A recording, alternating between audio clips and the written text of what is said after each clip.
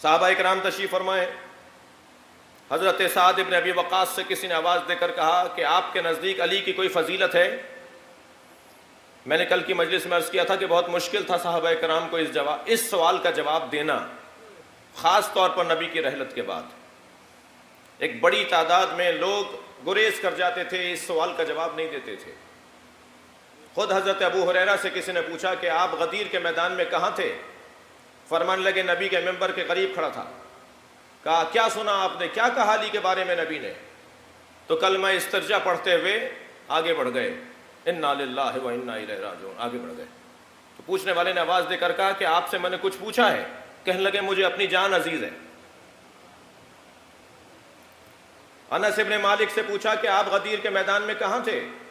کہا میں نے تو سرکار کو سہارا دے کر ممبر پہ چڑھایا تھا. کہا کیا سرکار نے غدیر کے میدان میں علی کی مولائیت کا اعلان کیا تھا؟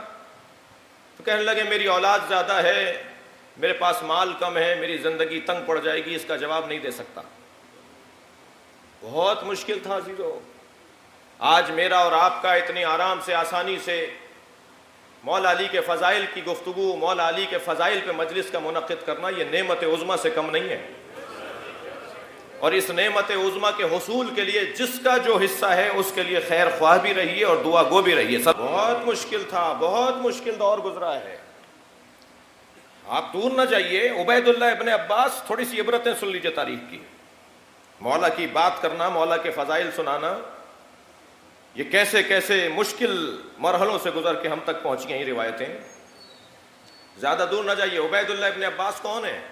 حضرت عبداللہ ابن عباس کے چھوٹے بھائی ہیں. عباس ابن عبد المطلب کے سب سے چھوٹے بیٹے ہیں. مولا نبی کے، مولا علی کے چچا زاد بھائی ہیں. امام حسن کے چچا ہیں. جی مل گئے تھے شام کے حاکم سے جا کر، 80,000 دینار درہم لے لیے تھے. مولا حسن کو چھوڑ کے چلے گئے تھے. جی خود حضرت عقیل چاہے ایک وقت کا کھانا کھانے گئے ہوں، چاہے ایک وقت کے لیے دسترخوان پر گئے ہوں علی کے دشمن کے پاس. مشکل بات ہے. اور یہ مثالیں شاید اس وجہ سے بھی ہیں کہ یہ بتایا جائے کہ معصوم معصوم ہوتا ہے. اس کی عصمت کو جو اللہ کی طرف سے قرار دی جاتی ہے اس پر اللہ کا پہرا ہوتا ہے، اللہ کے فرشتوں کا پہرا ہوتا ہے، اللہ بچانے والا ہوتا ہے انہیں. بہت مشکل وقت تھا. عبداللہ ابن سعد ابن ابی وقاص سے سوال ہو رہا ہے، آپ کے نزدیک علی کی فضیلت ہے؟ آپ نے کوئی علی کی فضیلت سنی؟ فرمانے لگے کہ 4 فضائل علی کے میں نے آنکھوں سے دیکھے کہ اگر ان میں سے ایک فضیلت بھی مجھے مل گئی ہوتی تو حضرت نوح کی عمر کے برابر اگر مجھے حکومت دی جاتی تو میں حکومت چھوڑ دیتا اور اس فضیلت کو لے لیتا. 2,500 سال کے تھے حضرت نوح، 250 سال کی نہیں، 2.5 سال کی حکومت کی بات نہیں ہو رہی. 2,500 سال کی حکومت بھی مجھے دی جاتی اور کہا جاتا یہ فضیلت واپس کر دو تو میں وہ فضیلت واپس نہ کرتا، میں 2,500 سال کی دنیا پر حکومت کو ٹھکرا دیتا اگر ان میں سے ایک فضیلت بھی مجھے مل جاتی. پوچھنے والے نے کہا کہ سعد بتائیے وہ 4 فضیلتیں کون سی ہیں؟ تو سب سے پہلے فرمایا کہ علی کی سب سے بڑی فضیلت، ان 4 فضیلتوں میں جو میرے نزدیک بڑی فضیلتیں ہیں، علی کی سب سے بڑی فضیلت یہ ہے کہ نبی نے علم اس کے ہاتھ میں دیا جسے علی کہا جاتا ہے. کرار کہہ کر، رجل کہہ کر، غیر فرار کہہ کر غدیر میرے مولا علی کو میرے مولا نبی نے خیبر کے میدان میں علم دیا. یہ علم لینے والی فضیلت یہ علی کے ان 4 فضائل میں سے ایک. ساتھ دوسری فضیلت کیا ہے؟ توجہ چاہوں گا. ساتھ کہنے لگے دوسری فضیلت علی کی یہ ہے کہ سورہ مبارکہ براءت، توجہ چاہوں گا، سورہ براءت،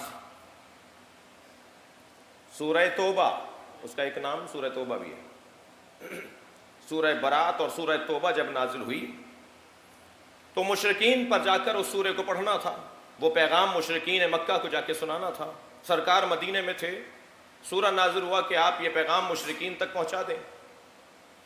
عجیب بات ہے. دیکھیں کچھ دیر کے لیے ذرا کھلے دماغ سے میری ان چند جملوں کو سنیے گا، کیونکہ میں مائک پر مجلس پڑھ رہا ہوں اور میں پہچانتا نہیں ہوں کہ کون کس عقیدے کا حامل ہے، الا و شذ و ندر، کچھ کے علاوہ یا زیادہ تر کے علاوہ.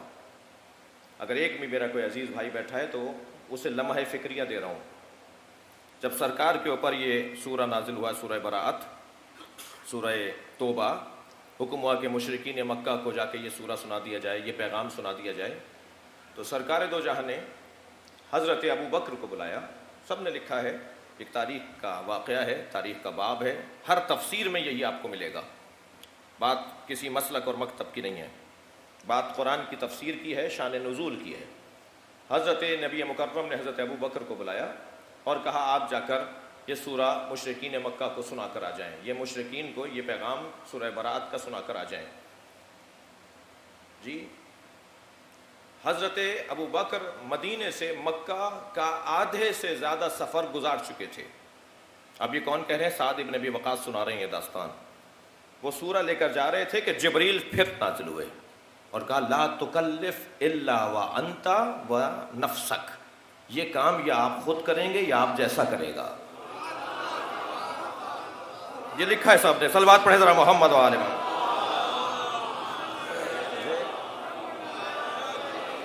اور فوراً سرکار دو جہاں نے آواز دی علی کہاں ہے، علی کہاں ہے.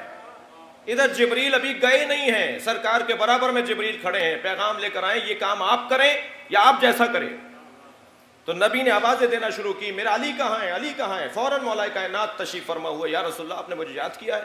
علی فوراً گھوڑے پر بیٹھو، فوراً سواری کو آمادہ کرو اور اس رستے پر جاؤ جس رستے پہ ابو بکر مکے کی طرف جا رہے ہیں، اور ان کو جا کے کہو کہ حکم الہی آیا ہے کہ یا نبی پہنچائیں گے یا علی پہنچائے گا.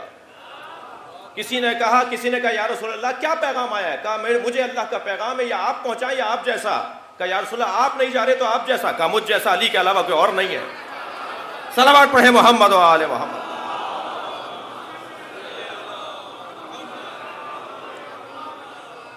اور مولا جس تیزی کے ساتھ، جس حکم الہی کی پابندی پر عجلت کے ساتھ پہنچے ہوں گے. ابھی حضرت ابو بکر آدھا رستہ گزار کے پہنچے تھے کہ ایک مرتبہ مولا نے آواز دی ٹھہریے. قافلہ ان کے ساتھ کوئی ایک دو فرد نہیں تھا، پورا قافلہ تھا. حضرت ابو بکر کو جا کے کہا کہ اللہ کے نبی نے آپ کو یہ حکم دیا تھا، آپ یہ لے کر جا رہے ہیں، اس کے بعد یہ حکم آیا ہے، اللہ کا حکم آیا ہے، لہٰذا پیغمبر نے مجھے بھیجا ہے کہ مجھ جیسا علی ہے تو میں پیغمبر کی جگہ یہ کام کرنے جا رہا ہوں. بہرحال تاریخ کا ایک حسین باب ہے. حضرت ابو بکر کی آنکھوں میں آنسو آئے. وہ امر مولا علی کے حوالے کرتے ہوئے، مگر کوئی چوں چرا نہیں کی انہوں نے. جو تاریخ میں لکھا ہے میں وہی بیان کروں گا.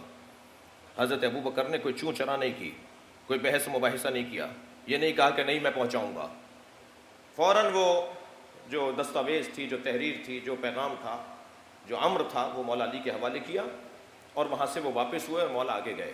واپس آ کر رسول اللہ کی خدمت میں پہنچے تو رسول اللہ نے فرمایا کہ یہ حکم تمہیں روانہ کرنے کے بعد آیا تھا.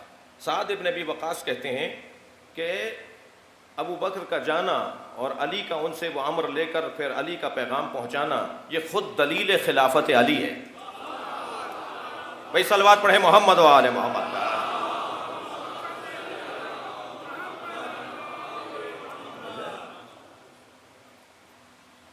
دوسری فضیلت جو انہوں نے اپنی آنکھوں سے دیکھی ہے سعد ابن ابی وقاص نے.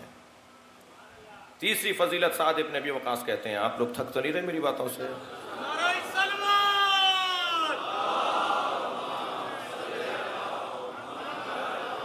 بڑی حسین بات ہے جو میں آپ کو سنانے جا رہا ہوں، آپ کی سنی ہوئی ہے، میرے لب و لہجے میں سن لیجئے. تیسری فضیلت سعد ابن ابی وقاص کہتے ہیں علی کی یہ ہے کہ نصف شب میں وحی نازل ہوئی. اچھا کل میں یہ کہہ چکا ہوں کہ ہمیشہ وحی آیات کی صورت میں نازل نہیں ہوتی تھی. جبریل ہمیشہ آیتیں لے کر ہی نازل نہیں ہوتے تھے. جی جبریل کبھی جھولا جھلانے بھی تو آتے تھے، جبریل کبھی چکی چلانے بھی تو آتے تھے، جبریل کبھی روٹیاں لینے بھی تو آتے تھے، جبریل مختلف احادیث قدسیہ کو لے کر جبریل آتے تھے. نصف شب گزر چکی تھی کہ ایک مرتبہ جبریل امین نازل ہوئے اور کہا کہ اللہ کا حکم یہ ہے کہ جتنے دروازے مسجد میں کھل رہے ہیں ان سب گھر والوں سے کہیں کہ وہ اپنے اپنے گھروں میں واپس چلے جائیں، اور اے اللہ کے رسول سارے دروازے بند کر دیجئے. سد الابواب، سارے دروازے بند کر دیں. حکم الہی یہ ہے کہ مسجد میں کھلنے والے سارے دروازے بند کر دیے جائیں الا باب علی، مگر علی کا دروازہ کھلا رکھا جائے. ساتھ سعد ابن ابی وقاص کہتے ہیں کہ یہ علی کی فضیلت میں نے اپنی آنکھوں سے دیکھی ہے. مسجد میں صرف علی کا دروازہ کھلا ہوتا تھا. اور پھر کہا لوگوں نے یا رسول اللہ آپ نے علی کا دروازہ کھلا چھوڑ دیا, علی کا دروازہ کھلا رکھنے کا حکم دیا ہے. تو فرمایا نہ میں نے کھلوائے تھے نہ میں نے بند کروائے. اللہ اکبر, اللہ کے حکم سے دروازہ کھلا چھوڑا گیا ہے. اور علامہ ہلی نے تو فضل ابن روزبہان ایک بہت بڑے اہل سنت کا عالم مفکر, انہیں مولا کائنات کی خلافت بلا فصل پر جو دلیلیں دی ہیں نا, مولا کائنات کی خلافت بلا فصل پہ دلیلوں میں ایک دلیل یہ دروازے کا کھلا رکھنا قرار دیا ہے.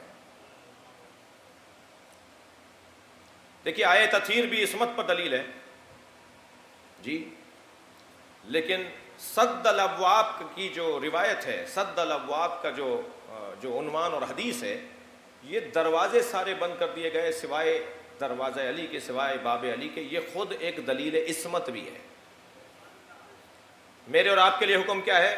مسجد میں نجاست کی حالت میں گزر بھی نہیں سکتے ہم. دقت چاہوں گا کچھ کہہ رہا ہوں. اگر کوئی نجاست کی حالت میں ہو تو مسجد سے گزر نہیں سکتا. کوئی چیز رکھ کے آنا حرام ہے, کوئی چیز اٹھا کے آنا حرام ہے, اٹھا کے لانا حرام ہے.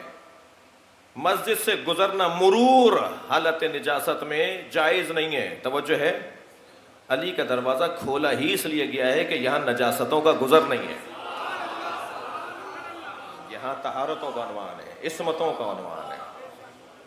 فرماتے ہیں چوتھی فضیلت جو میں نے اپنی آنکھوں سے دیکھی علی بن ابی طالب کی, وہ مباہلے میں پیغمبر اکرم اپنے جیسے کے عنوان پر کسی کو لے کے گئے تو علی کو لے کر گئے.